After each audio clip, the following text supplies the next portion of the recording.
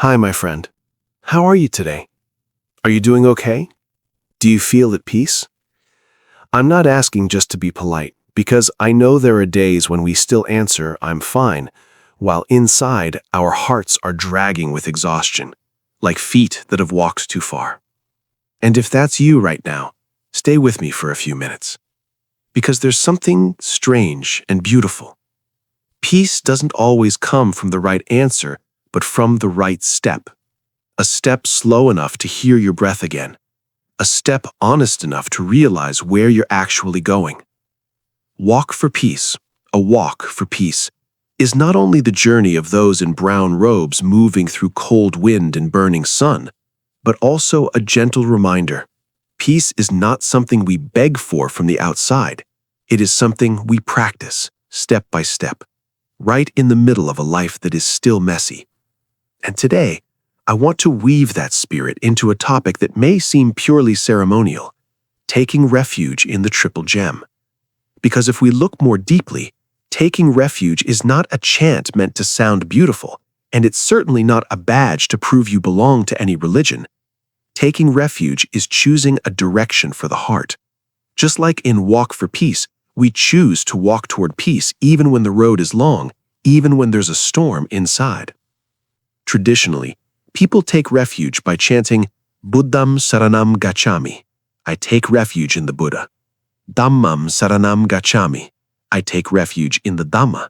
"Sangham Saranam Gacchami," I take refuge in the Sangha. At first, many people might think, oh, so it's like other religions. You go take refuge, you believe in the Buddha and his teachings, and you believe in the community of monks, and then you become a Buddhist. But if we pause, take a breath, and look more closely, we'll see there is a very clear reason behind taking refuge. And we also need to be honest.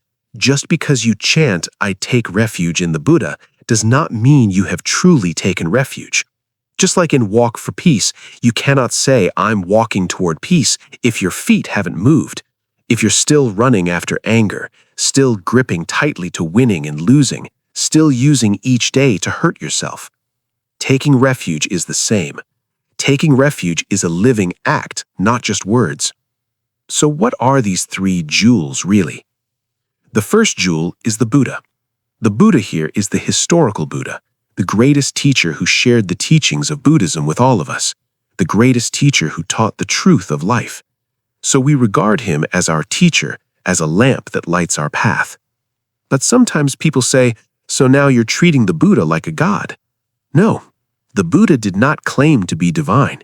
He was a human being, but a human being who realized something far beyond what ordinary people can reach, rising above the instinctive reactions that keep most of us trapped.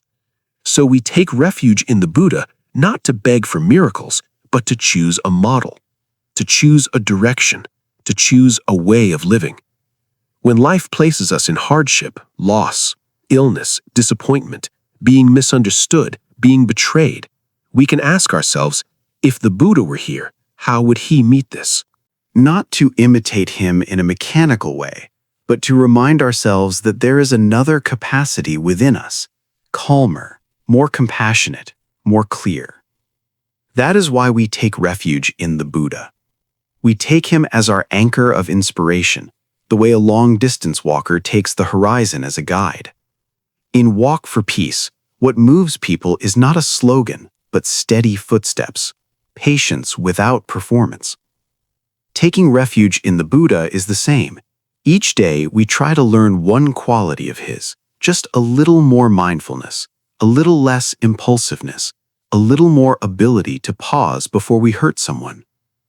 You don't have to be perfect to be taking refuge. You just have to be real and have a direction. The second jewel is the Dharma, the teachings of the Buddha. Why do we take refuge in the Dharma? Because we need a framework for spiritual practice, a map for the inner life. The Buddha taught for many years, and those teachings were not meant to sit on a shelf. They are meant to guide our lives, to understand suffering, to understand the causes of suffering, to understand the possibility of ending suffering, and to understand the path that leads to its ending. Taking refuge in the Dharma means trusting that there is a path of practice that can lead us out of confusion. But trust here is not blind faith. Buddhism is not afraid of questions. In Buddhism, doubt is not seen as a sin. Doubt can be a sign of growth, because when you begin to look at reality, you naturally ask, why am I suffering? Why am I angry? Why do I keep repeating a habit that hurts me? And those questions open the path of inquiry. Like walk for peace, people don't walk just because they heard walking is good. They walk, and while walking, they observe. They observe the breath, they observe the ache, they observe the thought of quitting, they observe pride, they observe fear. Taking refuge in the Dharma is the same kind of path. Read, and then practice. Listen, and then test it in life. Understand, and then transform. If you only say, I take refuge in the Dharma, but never try to live by discipline, mindfulness, and compassion, then the Dharma remains outside of you, like a beautiful map you never open. Taking refuge in the Dharma is bringing the Dharma into everyday life. When you're stuck in traffic, when you're being talked about, when you fail, when money pressures you, when your heart is tired from loving and not being understood. And the third jewel is the Sangha, the community of monastics and the spiritual community, those who are walking the path of practice and those who have reached levels of awakening. Why do we take refuge in the Sangha? Because we cannot do this alone. Everyone needs a community to grow. Walk for peace is the same. A person who walks for many days will sometimes collapse. But when there is a Sangha, when there are companions, when someone reminds you, slow down, breathe, take the step again, you can stand back up. In its deeper meaning, the Sangha is not only people who wear robes, but the energy of support, timely guidance, lived experience, and an example of practice. Taking refuge in the Sangha means allowing ourselves to be supported and also learning how to become support for others. Because peace is not only personal, peace is a current that flows between people. When we connect with a spiritual community, we feel less alone in the work of transformation. We have a place to ask, to learn, to be reminded, to return when we lose our way. So, how do you become an official Buddhist? This is a question many people ask monks. How do I convert to Buddhism? In many other religions, there is a very clear conversion ritual, like baptism. But in Buddhism, there is no baptism in that sense. The closest and the most important thing is taking refuge in the triple gem. But if taking refuge is only done with the mouth, only chanted 3 times, it still has not touched the core. The core is this: have you truly taken the Buddha as your model? Have you truly taken the Dhamma as your path of practice? Have you truly relied on the Sangha, on a community of practice, to nourish your spiritual life? When you say, I take refuge in the Buddha, it means you choose a direction of living rooted in awakened qualities, awareness, compassion, not harming yourself, not harming others. When you say, I take refuge in the Dhamma, it means you choose practice, not just belief, but self-discovery, self-testing, self-transformation. When you say, I take refuge in the Sangha, it means you choose to walk with people of the same intention, so you don't get lost in loneliness and the detours of ego. And here, I want to say something very true, something that deeply matches the spirit of Walk for Peace. What makes a journey real is not the slogan on the lips, but the dust on the feet. You can chant Buddham Saranam Gacchami 3 times, 10 times, 100 times, but if you still live in habits that harm, if you still use each day to feed anger, feed selfishness, feed stubbornness, then it is only sound. Real refuge begins when you start to walk.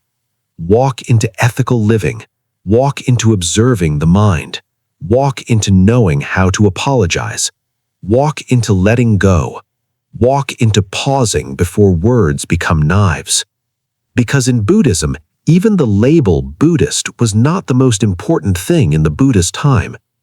One of the closest ancient terms is Buddha Savaka, a listener to the Buddha, a follower of the Buddha. And following here is not by identity, it is by practice. You listen in order to live differently. You follow in order to transform, to suffer less, and to help the life around you suffer less. Faith in Buddhism, therefore, always walks together with wisdom. You have the right to doubt, the right to ask, the right to try. Nothing is forbidden to be questioned. And because of that, taking refuge is not closing the mind, but opening it to seeing. You look honestly at reality. This is suffering. You see its causes. This is craving, anger, delusion. You try one step. Breathe deeply, be quiet, smile, let go a little. And each of those steps, small but real, is refuge happening within you. If I had to say it simply, taking refuge in the Triple Gem is like walk for peace in this way. It is a promise to yourself, but not a promise to hang on a wall, a promise to walk. You take refuge in the Buddha to remember you can be greater than instinct. You take refuge in the Dharma to have a clear path to follow. You take refuge in the Sangha so you are not alone on that path.